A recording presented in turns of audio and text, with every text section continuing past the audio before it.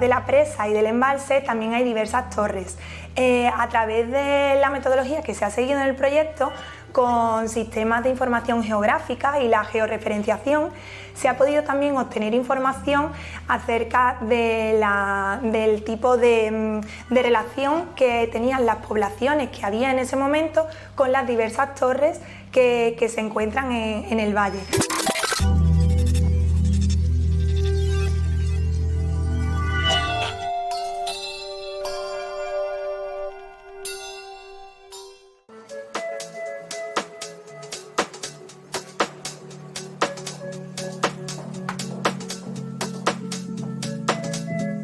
El trabajo de datación y cartografía de la presa de Garganta del Ciervo, de la Sierra de Segura, en la provincia de Jaén, ha consistido en el levantamiento fotogramétrico, en la caracterización de materiales, en el cálculo estructural para ver la resistencia que tuvo en su momento esa presa, y también en la documentación histórica de las fuentes árabes que describen esa presa ya desde el siglo XII.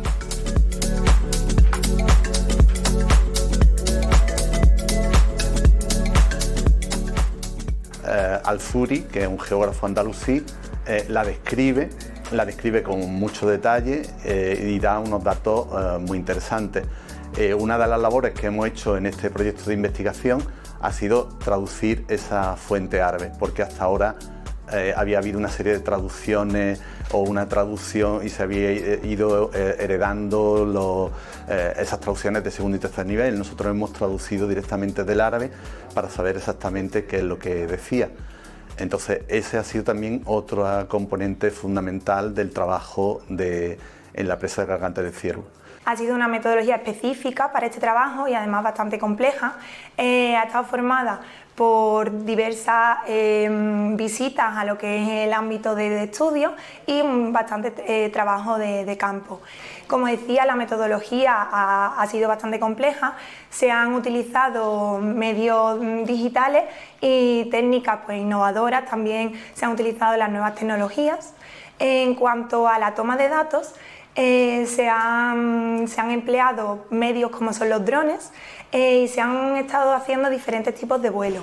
Se ha utilizado por un lado un vuelo cenital, es decir, desde el cielo, con estos drones, pero claro, como todo este entorno tiene bastante vegetación y hay mucho arbolado, también ha sido necesario hacer un tipo de vuelo fotogramétrico oblicuo, que toma otro tipo de datos y más concretos sin tener en cuenta o pudiendo aislar toda esta vegetación. Se sabe que existían porque las fuentes árabes describen que habían presas en Silves, en Portugal, en Córdoba, pero de eso no tenemos constancia ni de cómo eran ni de que existían. Entonces, claro, esta es una muestra de cómo funcionaban las presas de contención o de embalse en Al-Ándalus. Entonces, de ahí la importancia, porque lo que sí demuestra es que tenían una tecnología ya fuertemente desarrollada y con capacidad para resistir un empuje de agua determinado. Porque claro, una azud o una represa no requiere un conocimiento técnico excesivo, es decir, la comunidad la puede reponer, la puede mantener. De hecho, en el Turia todavía existen azudes del siglo X que están funcionando. Sin embargo, una presa de embalse de contención es mucho más compleja. Primero porque tiene que resistir el empuje del agua, tiene que aliviar el agua no sale por encima, sino que sale con válvulas, entonces requiere de unos conocimientos expertos, ¿no? Entonces, claro, el saber y el conocer cómo funcionaba esta presa de embalse ha sido importante, muy importante. Además de la presa y del embalse, también hay diversas torres. A través de la metodología que se ha seguido en el proyecto, con sistemas de información geográfica y la georreferenciación, se ha podido también obtener información acerca del tipo de relación que tenían las poblaciones que había en ese momento con las diversas torres que se encuentran en el valle. Además de ver cómo se organizaban los núcleos de población en torno a esas torres y poder ver la funcionalidad que estas torres tenían para estas distintas poblaciones, como son Orcera, Benatae y Segura de la Sierra. hay 2 torres en el municipio de Orcera, hay 3, pero hay 2 torres que son magníficas, que son las 2 únicas de esas características que existen en Andalucía, y en toda España hay 8. O sea, hay 2 en Orcera, 2 en Albacete y 4 en Valencia. Entonces el proyecto surgió del estudio de esas 2 torres y del proyecto de restauración de esas 2 torres. Se hizo el proyecto, pero nunca se pudo ejecutar por circunstancias. Y entonces ahí, cuando estudiamos y hicimos ese proyecto, nos dimos cuenta de la entidad que tenía todo el sistema que existe allí en pleno parque natural de la Sierra de Cazorla, Segura y Las Villas, y que merecía la pena un estudio en profundidad. A partir de ahí, bueno, pues desarrollamos el proyecto, o sea, nos concedieron un proyecto de investigación competitivo, y poco a poco el proyecto se ha ido nutriendo hasta llegar a la Garganta del Ciervo, a la presa de Garganta del Ciervo. Toda esta información que se recoge en planimetría, después también se procesa con medios digitales y tecnológicos, con elementos de georreferenciación y sistemas de información geográfica.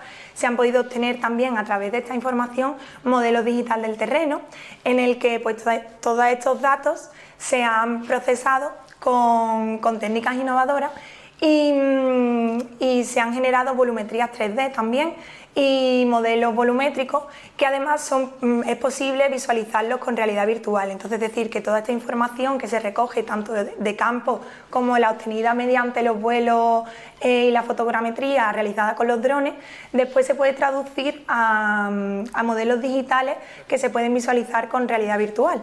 Y además también una ventaja que tiene la recogida de todos estos datos es que actualmente con las nuevas tecnologías y herramientas basadas en inteligencia artificial también se pueden obtener incluso datos adicionales y predecir, pues por ejemplo, la superficie de inundación que se dio cuando colapsó la presa. Entonces se podría saber basándonos en el nivel de agua que tenía el embalse y a través de las herramientas de inteligencia artificial, pues cuál fue esa inundación de ese territorio en el valle. Bueno, las pruebas de carbono 14, el ensayo de carbono 14, sirven para la adscripción cronológica de un elemento constructivo, que es en este caso es la presa, ¿no? El material constitutivo de la presa. El carbono 14 es una técnica de datación cronológica ya perfectamente aceptada y establecida en la comunidad científica, y lo, digamos, un poco más novedoso es que en este caso se aplica a un material de construcción que es mayoritariamente inorgánico, porque estamos más acostumbrados a que se daten los huesos, se daten telas vegetales, madera, que son materiales orgánicos. El primer ensayo que se va a realizar va a ser extraer el fragmento o nódulos de carbón vegetal y de cal que se hacen en el microscopio, y vamos a emplear para ello pinzas, vamos a utilizar bisturí o cúter, y vamos a separar estos componentes del resto de la matriz, que son impurezas. En cuanto a la porosidad necesita que previamente la muestra se deseque, y una vez que la muestra está desecada y se pesa, se hace vacío en la cámara que estamos viendo. Esto es un vacío elevado, extraemos el aire de los poros, y una vez que se ha extraído el aire de los poros se introduce agua, de tal forma que el agua entra en los poros. Una vez que está saturada a vacío la muestra, se vuelve a hacer peso saturado y peso sumergido, y con estos 3 valores de peso saturado, peso sumergido y peso seco es posible determinar la densidad aparente, densidad real y porosidad del material.